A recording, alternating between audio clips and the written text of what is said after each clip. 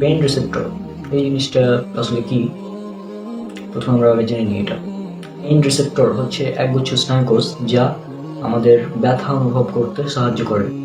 ব্যথা অনুভব করতে যে কোষ আমাদের সাহায্য করে সেটা হচ্ছে পেইন রিসেপ্টর। আগেকার বিজ্ঞানীরা ভাবতো যে জীবদেহের সমস্ত ব্যথা অনুভব করে মস্তিষ্কের মাধ্যমে, কিন্তু সম্প্রতি বিজ্ঞান যেটা আবিষ্কার করেছে সেটা হচ্ছে মস্তিষ্ক নয়, বরং ত্বকের মাধ্যমেও জীব ব্যথা অনুভব করে। ত্বকের মাধ্যমেও জীব ব্যথা অনুভব করে, কারণ প্রাণীদেহের ত্বকের মধ্যে রয়েছে ব্যথা সংবেদনশীল এক বিশেষ উপাদান যার নাম হচ্ছে পেইন রিসেপ্টর বা ব্যথা গ্রাহক। কোনো কারণে যদি কোনো ব্যক্তির এই পেইন রিসেপ্টর নষ্ট হয়ে যায় তাহলে সে আর ব্যথা অনুভব করবে না। উদাহরণস্বরূপ, আপনি আগুনে পোড়া ব্যক্তি যখন হাসপাতালে যায় তখন সেখানে দেখবেন যে ডাক্তার তার ক্ষত স্থানে খোঁচা মেরে আঘাত করে, কারণ এটা টেস্ট করতে চাই যে তার পেইন রিসেপ্টর ঠিক আছে কিনা।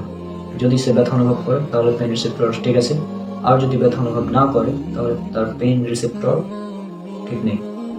তাহলে বোঝা গেল বিজ্ঞান সম্প্রতি বলছে পেইন রিসেপ্টর অর্থাৎ ত্বকের মাধ্যমে আমরা ব্যথা অনুভব করি। এবার দেখি পবিত্র কোরআন আমাদের পেইন রিসেপ্টর সম্পর্কে কি তথ্য দিচ্ছে। আমি এবার চলে যাব পবিত্র কোরআনের সূরা নিসা, সূরা নম্বর 4 আয়াত নম্বর 56। এই আয়াতে আল্লাহ সুবহানাহু ওয়া তাআলা বলছেন, নিশ্চয়ই যারা আমার আয়াত সমূহকে অস্বীকার করেছে অচিরেই আমি তাদেরকে প্রবেশ করাবো আগুনে। যখনই তাদের চামড়াগুলো পুড়ে যাবে তখনই আমি তাদেরকে পাল্টে দেব অন্য চামড়া দিয়ে, যাতে তারা আস্বাদন করে আযাব। নিশ্চয় আল্লাহ পরাক্রমশালী প্রজ্ঞাময়।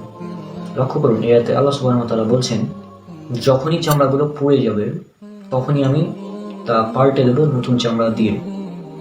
তাহলে এই আয়াত দ্বারা আল্লাহ সুবহানাহু ওয়া তাআলা বোঝাতে চাচ্ছেন যে চামড়া পাল্টে দিবেন। তার মানে কি, চামড়া পুড়ে গেলে ব্যথা অনুভব সে করবে না। চামড়া পুড়ে গেলে কিন্তু ব্যথা অনুভব করে না। আপনি লক্ষ্য করবেন, যখন কোনো পোড়া রোগীকে আপনি দেখবেন ডাক্তার খোঁচা মারে এবং যদি ব্যথা না করে, পুড়ে যাওয়ার কারণে পেইন রিসেপ্টর নষ্ট হয়ে যায়, সেই কারণে ব্যথা অনুভব করে না।